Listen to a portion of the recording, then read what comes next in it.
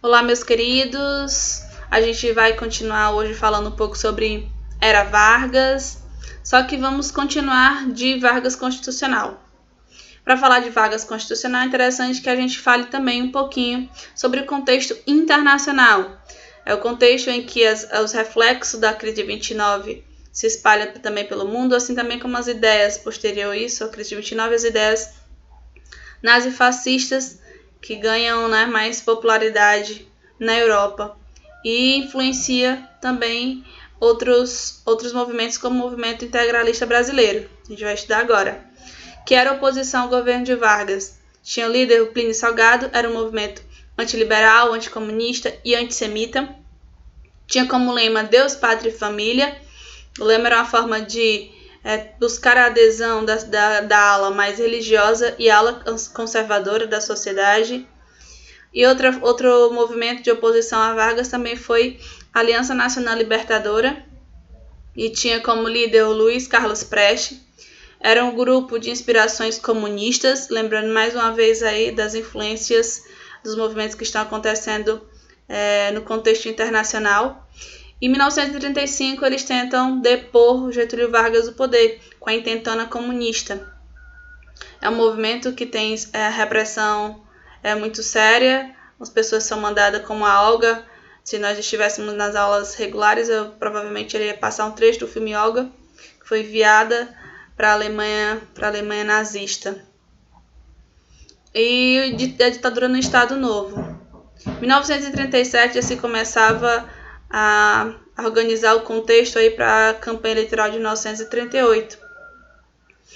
Só que um alerta naquele momento surgiu nos jornais, um plano Cohen, um plano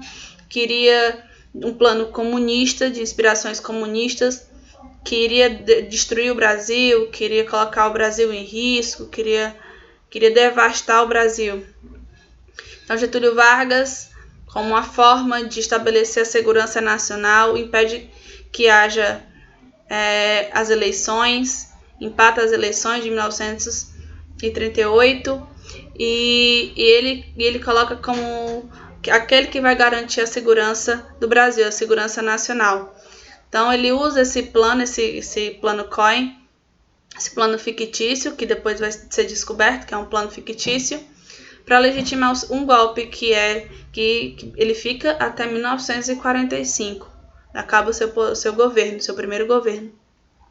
Então, a partir de então, ele toma medidas mais autoritárias, um caráter,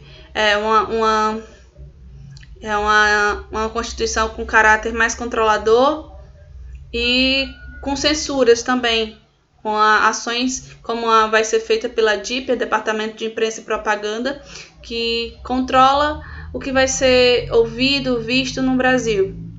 Naquele período, o samba era um estilo de música bastante ouvido no Brasil, um estilo de música popular.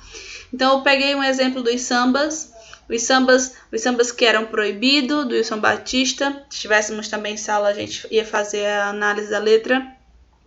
O samba que, quando tinha uma parte da música que fazia alguma crítica ao governo ou era contra as ideias impostas pelo governo, eles tinham letra alterada. E o samba que era estimulado, que era o samba exaltação, o samba que falava sobre a riqueza do Brasil, o samba que falava sobre a diversidade cultural existente aqui no Brasil. Então, e também é interessante citar a Voz do Brasil, que é um jornal que é feito com a ideia de aproximar Vargas da população brasileira, do operário brasileiro, do trabalhador brasileiro. São medidas que são feitas também para de controle e de aproximação do presidente e a população brasileira. Meus queridos, espero que tenham entendido, que tenham gostado, e a gente encerra por aqui. E se cuidem, fiquem bem e até a próxima aula.